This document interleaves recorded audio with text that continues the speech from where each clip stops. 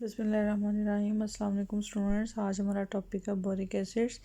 Give the name and the formula of different races of boron. ये बेटा short question बन सकता है। यहाँ पे बोरिक एसिड के डिफरेंट जो है वो फार्मूलाज आपको नज़र आ रहे हैं। ऑर्थोबोरिक एसिड यानी H3BO3 को हम ऑर्थोबोरिक एसिड कहते हैं।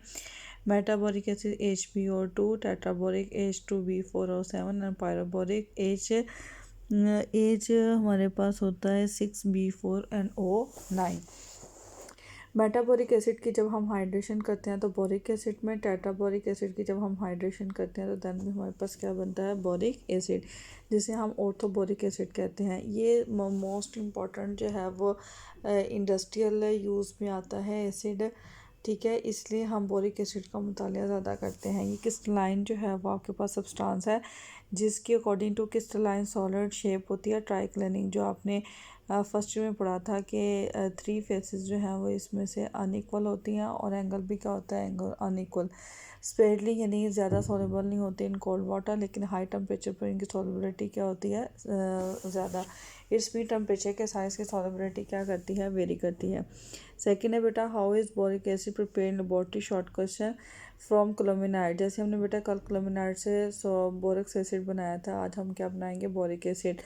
तो बेटा जब हम क्लोमिनाइड को, ये क्लोमिनाइड का फॉर्मूला है, सल्फ़र डाइऑक्साइड और वाटर के साथ ऐड करवाते हैं तो कैल्शियम सल्फ़र डाइऑक्साइड के साथ ऐड करके कैल्शियम सल्फाइड और साथ क्या बनता है, वीक बोरिक एसिड। इस तरह से बेटा जो बोरॉक्स होता है वो सल्फ्यूरिक एसिड के साथ ऐड करके sodium sulphate and boric acid बनता है। तो ये प्रिपरेशन है एक बोरॉक्स से और एक क्या है, क्लोमिनाइड से।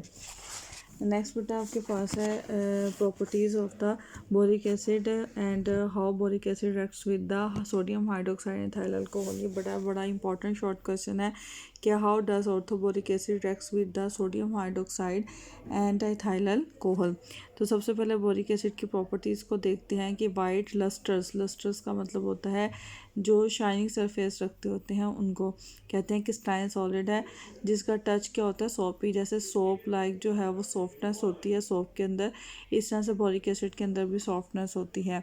वेरी स्लाइटली सॉलेबल होता है इन हॉट वाटर। वॉलेटाइल होता है यानी बहुत जल्दी वेपोराइज हो जाता है जब उसको स्टीम प्रोवाइड की जाती है। अब इसका रिएक्शन है विद बोरिक एसिड का इथाइल अल्कोहल के साथ, तो बेटा यहाँ से इथाइल ग्रुप, ठीक है, और यहाँ से बोरोड, इथाइल बोरोएट बन जाएगा और वाटर जो है वो क्या हो जाएगा, रिमूव। और जब बेटा बोरिक एसिड को हीटअप किया जाता है तो ये स्ट्रॉन्गली क्या होता है, स्वेल होता है, क्योंकि इसमें से वाटर क्या होता है, रिलीज। तो जब हम ऑर्थोबोरिक एसिड को 100 डिग्री पे हीटअप करते हैं तो वाटर इसमें से रिमूव होता है, H2O, पीछे आपके पास आ जाता है HBO2, इसे कहते हैं मेटाबोरिक एसिड। मेटाबोरिक एसिड को जब हाई हीट किया जाता है तो टेट्राबोरिक एसिड, क्योंकि वाटर डिहाइड्रेटेड हो जाता है। इसी तरह से बेटा आपके पास H2B4O7 है, ये भी जब इसको रेड हॉट बहुत ज़्यादा हीटअप किया जाता है तो टोटली वाटर रिमूव हो जाता है, इसे क्या कहते हैं, बोरिक एनहाइड्राइड। उसके बाद बेटा ये चूँकि एक वीक एसिड है क्योंकि ये कम्प्लीटली आयोनाइज नहीं होता, आप देख सकते हैं कि यहाँ से बुरेट और OH होल ट्वाइस 4 यानी सिर्फ एक प्रोटोन दिया है, हालांकि इसके पास 3 प्रोटोन है और इसकी Ka वैल्यू वेरी क्या है, स्मॉल है। तो ये लिटमस पेपर को बड़ा स्लाइटली रिस्पॉन्स करता है वैसे ही एसिड लेकिन वीकली एसिड है, इसलिए ये मिथाइल ऑरेंज को जो है वो बिल्कुल भी जो है वो ज़्यादा जो है अफेक्टेड नहीं करता। आपको पता है मिथाइल ऑरेंज वो इंडिकेटर है जो हम वीक में एसिड और स्ट्रॉन्ग बेस के साथ जब रिएक्शन करवाते हैं तो देन हम यूज़ करते हैं। और ये जो है वो ब्लू लिटमस पेपर को क्या कहा जाता है, रेड, इसका मतलब ये क्या है, एसिडिक है, लेकिन स्लाइटली एसिडिक है। इस तरह से बोरिक एसिड सोडियम हाइड, ये जब ओकेगा इथाइल अल्कोहल के साथ तो सिर्फ ये वाला रिएक्शन लिखना है बेटा आप लोगों ने, और जब वो सोडियम हाइड्रोक्साइड के साथ लिखेगा तो फिर ये, क्योंकि ये वीक एसिड है, जब बेस के साथ ऐड करेगा तो न्यूट्रलाइजेशन रिएक्शन देगा और बेसिकली क्या बनेगा, सॉल्ट, उसे क्या कहते हैं, बोरक्स। और जब ये सोडा ऐश के साथ ऐड करता है तो बोरक्स देता है वाटर, कार्बन डाइऑक्साइड है। वीक एसिड होने की वजह से इसको हम अल्कली इसके साथ जो है वो टाइट्रेट नहीं करते, और अगर करते भी हैं तो फिनोल्फिली इंडिकेटर से शो नहीं कर सकते। इसके लिए हम क्या यूज़ करते हैं, मिथाइल ऑरेंज यूज़ करते हैं। इस तरह से बेटा आपके पास आ जाता है कि how will you convert the boric acid into borax and vice versa. अभी आपने ये जो रिएक्शन पढ़ा, बोरिक एसिड को सोडियम हाइड्रोक्साइड के साथ ऐड किया, बोरक्स एंड वाटर, तो हमने बोरिक एसिड से क्या बनाया, बोरक्स, दूसरा रिएक्शन हमने बोरिक एसिड का सोडियम कार्बोनेट के साथ पढ़ा, वो भी क्या बना, बोरक्स। और ये हमने लास्ट लेक्चर में पढ़े थे बोरक्स एसिड का ACl एंड सल्फ्यूरिक एसिड का रिएक्शन। इससे भी हम क्या बना सकते हैं, बोरिक एसिड बना सकते हैं। तो how we convert boric acid into borax, और दूसरा है बोरक्स इनटू बोरिक एसिड। ये भी बेटा क्या बन सकता है, शॉर्ट क्वेश्चन। फिर बेटा नेक्स्ट शॉर्ट क्वेश्चन है, what are the uses of boric acid. बेटा बोरिक एसिड को हम यूज़ करते हैं एज अ एंटीसेप्टिक, यानी जरासीम कुश के तौर पर इस्तेमाल किया जाता है। और अक्सर आपने देखा होगा मार्केट के अंदर पाउडर फॉर्म में इसको हम ऑब्टेन करते हैं, इसे कहते हैं डस्टिंग पाउडर भी। और ये शीशे वगैरह साफ़ करने के लिए इस पाउडर को इस्तेमाल किया जाता है।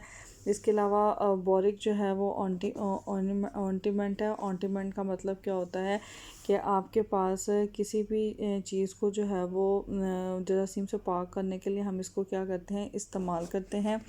और boric solution also used as a eye washing.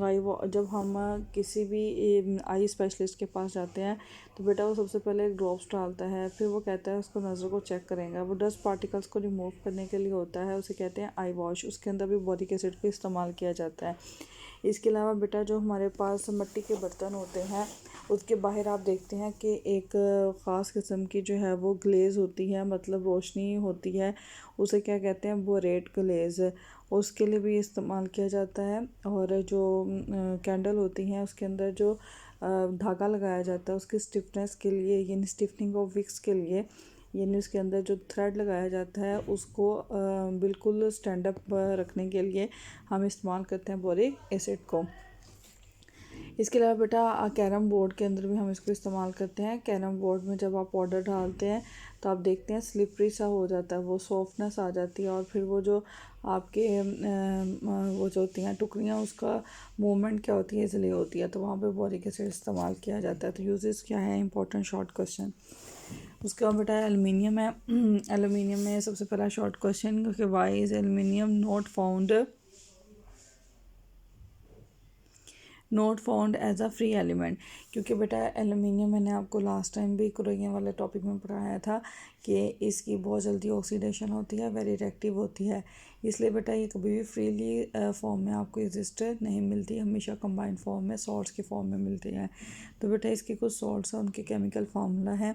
इसमें से ज़्यादा इम्पोर्टेंट जो है वो बॉक्साइट है, ये वाला बॉक्साइट है, क्रियोलाइट है और फेल्डस्पार, ये ज़्यादातर पूछे जाते हैं, या क्ले, इनके फार्मूलाज पूछे जाते हैं, बाकी ज़्यादा इंपॉर्टेंट नहीं है।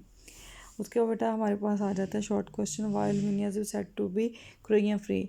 जब बेटा हम एलुमिनियम की शीट को एयर के साथ ऐड करवा देते हैं तो एलुमिनियम जो है वो ऑक्सीजन के साथ ऐड करवा के एलुमिनियम ऑक्साइड बनता है। ये देखें, एलुमिनियम ऑक्सीजन के साथ ऐड करके क्या बनाता है, एलुमिनियम ऑक्साइड। ये ऑक्साइड उसको प्रोटेक्टिव कवरिंग देता है और वो फर्दर जो है उसको जंग लगने का अमल जो है वो रुक जाता है। उसके बाद पाउडर एलुमिनियम को एट हाई टेम्परेचर हम जब ऑक्सीजन के साथ ऐड करवाते हैं 800 तक, तो एलुमिनियम ऑक्साइड जब नाइट्रोजन के साथ ऐड करता है तो एलुमिनियम नाइट्राइड बनता है। इस तरह से बेटा आपके पास नेक्स्ट इसका क्वेश्चन है, जिसको हम यूटिलाइज़ कहाँ पे करते हैं, इस सेक्शन को हम यूज़ करते हैं इन थर्माइट प्रोसेस। मतलब थर्माइट प्रोसेस वहाँ पे होता है जहाँ पर हमें हीट रिक्वायर्ड होती है, क्योंकि ये रिएक्शन जो हमने पीछे पढ़ा एलुमिनियम का ऑक्सीजन के साथ या नाइट्रोजन के साथ, ये वेरी क्या होता है, रिएक्टिव होता है, इसलिए हाईली एक्सोथर्मिक होता है, इसमें से हीट रिलीज़ होती है, इसलिए बेटा हाईली एक्सोथर्मिक होने की वजह से इसको हम थर्माइट प्रोसेस में इस्तेमाल करते हैं। इसके अलावा बेटा जो फ़ोटोग्राफी लाइट होती है, फ़ोटोग्राफी करने के लिए जो फ्लैश लाइट होती है वहाँ पे भी एलुमिनियम यूज़ किया जाता है। ऑक्सीजन और नाइट्रोजन के साथ कंबाइन करके इसकी एबिलिटी और भी बढ़ जाती है। नॉन मेटल्स के साथ रिएक्शन, या आपको बेटा ऐसे आ सकता है शॉर्ट क्वेश्चन में कि how aluminium reacts with the acid और अल्कलीज, ये ज़्यादा क्वेश्चन आता है, how aluminium reacts with acid and the alkalis. तो यहाँ से लेकर यहाँ तक आपको रिएक्शन लिखने होंगे। तो बेटा एलुमिनियम नॉन मेटल के साथ जब ऐड करता है तो एलुमिनियम क्लोराइड के साथ ऐड करके एलुमिनियम ट्राइक्लोराइड बनाता है। एलुमिनियम हाइड्रोजन, क्योंकि हाइड्रोजन भी और क्लोरीन भी इज़ नॉन मेटल, तो हाइड्राइड्स एंड क्लोराइड्स बनाता है। इस तरह से बेटा जब हम एलुमिनियम के ऑक्साइड की बात करें तो ये एम्फोटेरिक होता है, एसिड के साथ बेस और बेस के साथ एसिड ऐड करता है, इसलिए बेटा ये एसिड के साथ भी ऐड करता है और बेस के साथ भी। चूँकि ये एम्फोटेरिक है, ACl के साथ ऐड करेगा एलुमिनियम ट्राइक्लोराइड और हाइड्रोजन को लिबरेट कर देगा। सल्फ्यूरिक एसिड के साथ करेगा एलुमिनियम सल्फेट बनाएगा और सल्फर डाइऑक्साइड और साथ वाटर रिबरेट हो जाएगा। नाइट्रिक एसिड के साथ रिएक्ट नहीं करता है किसी भी कंसनट्रेशन में, क्योंकि उस सूरत में nitric acid is very strong oxidizing agent and aluminium also form the aluminium oxide, जो फर्दर इसको अटैक होने नहीं देता। तो अल्कली जो है वो इसलिए बेटा जो हमारे पास मोस्टली जो कंटेनर्स होते हैं जो इंडस्ट्रीज़ में इस्तेमाल किए जाते हैं स्टोरेज के लिए, वहाँ पे हम एल्युमिनियम को बनाते हैं। एल्युमिनियम बेटा चूँकि एम्फोटेरिक है, सोडियम हाइड्रोक्साइड के साथ ऐड करेगा तो सोडियम एल्यूमिनेट हाइड्रोक्साइड बनाएगा, उसका वाटर हाइड्रोजन क्या हो जाएगा, लिबरेट हो जाएगा। उसके बाद बेटा what are the uses of aluminium, कोई से 4 आपसे यूजेज जो है वो पूछ सकता है शॉर्ट में। एल्युमिनियम बेटा वेरी लाइट मेटल है, तकरीबन आयरन से भी कम जो है वो लेस जो है वो लाइट है। इसकी प्रॉपर्टीज़ जो है वो ट्रांसपोर्ट इंडस्ट्री में इसलिए इस्तेमाल होती है। जो बेटा एरोप्लेन्स होते हैं उनके जो पर वगैरह होते हैं उनका जितना भी मटेरियल होता है वो एल्युमिनियम का बना होता है। जितने भी हैवी इलेक्ट्रिकल इंस्ट्रूमेंट्स होते हैं वहाँ पर भी एल्युमिनियम इस्तेमाल किया जाता है। रेडिएंट एनर्जी को रिफ्लेक्टर के तौर पर इस्तेमाल कर सकते हैं। बेटा एल्युमिनियम फॉइल जो होती है वो जाम रडार, ये जो बेटा किसी भी हंगामी सूरत हाल में सिग्नल्स को स्टॉप कर दिया जाता है, वहाँ पर एक रडार यूज़ किया जाता है जिसे जाम रडार कहते हैं, वो भी एल्युमिनियम का बना होता है। नॉन मैग्नेटिक है, इट्स मीन के मैग्नेट को रिस्पॉन्स नहीं करता। लेकिन आप देखते हैं कि आपके पास लैब के अंदर कंपास इस्तेमाल की जाती है स्पेशली फ़िज़िक्स में, जिसमें आप मैग्नेट को रख कर हम डायरेक्शन को फाइंड आउट करते हैं। उस कंपास के अंदर भी वो जो नीडल होती है वो एल्युमिनियम की बनी होती है। ये अच्छा क्या है, रिड्यूसिंग एजेंट है, इसलिए इसको हम केमिकल रिएक्शंस में स्टील इंडस्ट्री में इस्तेमाल करते हैं। इसके अलावा बेटा शराब वाली इंडस्ट्रीज़ में खाना पकाने वाली और पैकिंग के अंदर भी इसको इस्तेमाल करते हैं, क्योंकि उसकी वजह क्या है कि एल्युमिनियम ज़्यादा टॉक्सिक नहीं होती। तो जो वो टिन पैक आप देखते हैं वो भी किस चीज़ के बने होते हैं, एल्युमिनियम के। एल्युमिनियम बेटा एलॉयज़ बनाता है कॉपर के साथ, मैग्नीशियम के साथ, निकल के साथ। इसको इसलिए जो कुकिंग हमारे पास बर्तन होते हैं जिसे हम नॉन स्टिक बर्तन कहते हैं, या विंडो के जो फ्रेम्स होते हैं उनके लिए भी इस्तेमाल करते हैं। हमारे घर में मोस्टली जो विंडोज़ लगी हुई हैं वो एल्युमिनियम की बनी हुई हैं। एल्युमिनियम जो है वो पेट्रोल और मिल्क स्टोरेज टैंक के लिए इस्तेमाल करते हैं, क्योंकि एल्युमिनियम जो है उसको रिफ्लेक्ट नहीं करता और सन जो है उसकी हीट उसको डिस्ट्रॉय होने नहीं जाती। ठीक है, तो बेटा इस तरह से ये जो है वो अफेक्ट करता है। तो ये हमारा जो ग्रुप नंबर 3 था उसमें हमने एल्युमिनियम को भी डिस्कस किया और देन हमने जो है वो किसको डिस्कस किया, ब्रोन को। आज के जो इम्पोर्टेंट टॉपिक हैं यूजेस ऑफ एल्युमिनियम है, रिएक्शन ऑफ द एल्युमिनियम है with acid and nitric acid के साथ, और बेटा जो प्रीवियस हमने पढ़ा आज उसमें ये how we convert boric into borax acid, uses of boric acid, और इसके अलावा reaction of the boric acid with the ethyl alcohol and sodium hydroxide, ये रिएक्शन जो है वो इम्पॉर्टेंट है। उसके बाद बेटा हमारा ग्रुप नंबर 4 रह गया है। ग्रुप नंबर 4 में हमने पिकुलर बिहेवियर ऑफ कार्बन तक करना है और फिर ये चैप्टर हमारा क्लोज़ हो जाएगा और साथ ही फिर हम इसकी एक्सरसाइज भी डिस्कस कर लेंगे। तो ये आज ही मैं करवा देती हूँ आप लोगों को, ताकि आपका ये चैप्टर जो है वो क्लोज़ हो जाए। ग्रुप बेटा 4th एलिमेंट्स हैं। 4th एलिमेंट्स में बेटा कार्बन होता है, सिलिकॉन होता है, जर्मेनियम होता है, स्टेनस एंड लेड होता है। इनके इलेक्ट्रॉनिक कॉन्फ़िगरेशन में देखें तो आपके पास पहले पी सेप्शल होते हैं और फिर डी होते हैं। तो डी सेप्शल जैसे जैसे इन्वॉल्व होता है तो इनकी प्रॉपर्टीज़ में चेंज आता है। ये बेटा आपने टेबल जो है वो याद नहीं करना। उसके बाद some common properties of carbon आ जाती है। हमारे पास मेटालिक करैक्टर होते हैं कि आपके पास डाउनवर्ड द ग्रुप कार्बन के इलेक्ट्रोपॉजिटिव करैक्टर क्या होते हैं, इंक्रीज़ होते हैं, और मेटालिक करैक्टर इंक्रीज़ करने की वजह से इलेक्ट्रॉन जल्द से जल्द क्या हो जाते हैं, लूज़ हो जाते हैं। इसलिए ग्रुप 4th एलिमेंट में जो कार्बन है, सिलिकॉन है, चूँकि ये फर्स्ट मेंबर्स हैं तो ये नॉन मेटालिक होते हैं और बाकियों के मेटालिक करैक्टर क्या होते हैं, इंक्रीज़। इसमें बेटा कैटिनेशन का प्रोसेस होता है। कैटिनेशन आपने चैप्टर नंबर 7 में भी पढ़ा कि जंजीर साजी का अमल होता है कि एक कार्बन दूसरे के साथ लिंक करती है और अल्टरनेटिव लॉन्ग चेन्स बनाती है। Oxides, carbon dioxide, silica oxide, इस तरह के ऑक्साइड्स होते हैं, लेकिन इनके ऑक्साइड एसिडिक होते हैं। जो कि आपने पढ़ा था लेफ़्ट टू राइट जाते हुए, हमारे पास बेसिक ऑक्साइड का करैक्टर डिक्रीज़ करता है और एसिडिक ऑक्साइड का करैक्टर जो है वो इंक्रीज़ करता है।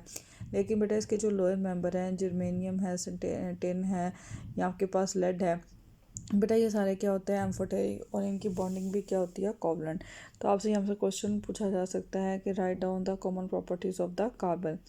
What do you mean by inert pair effect की very very important short question है। इनर्ट पेयर क्या होता है? आटोमोस्ट शेल के जो इलेक्ट्रॉन्स होते हैं उसमें जो पेयर्स की फॉर्म में होते हैं वो बेटा केमिकल बॉन्डिंग में हिस्सा नहीं लेते, और उनका जो ख़ास इफेक्ट होता है उसे हम क्या कहते हैं? इनर्ट पेयर इफेक्ट है। यानी फ़र्ज़ करें कि आपके पास पी में 2 इलेक्ट्रॉन्स है और पेयर्ड फॉर्म में है, तो वो बॉन्डिंग में हिस्सा नहीं लेंगे, तो उन्हें हम क्या कहेंगे? ये क्या है? इनर्ट पेयर फैक्टर है, इफेक्ट है। Very very important short question है।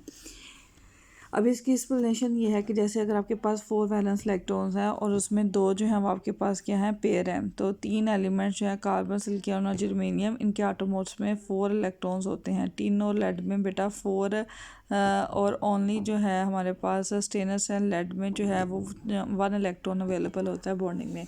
तो बाकी वो इलेक्ट्रॉन्स जो बॉन्डिंग में हिस्सा नहीं लेंगे वो क्या कहलाएंगे? आपके पास इनर्ट पेयर इफेक्ट कहलाएगा। कॉमन प्रॉपर्टीज़ ऑफ एलिमेंट्स बेटा इनके ऑलमोस्ट शेल में 4 इलेक्ट्रॉन्स होते हैं, इसलिए मोस्टली 4 वैलेंसियाँ सेटिस्फाइड करते हैं।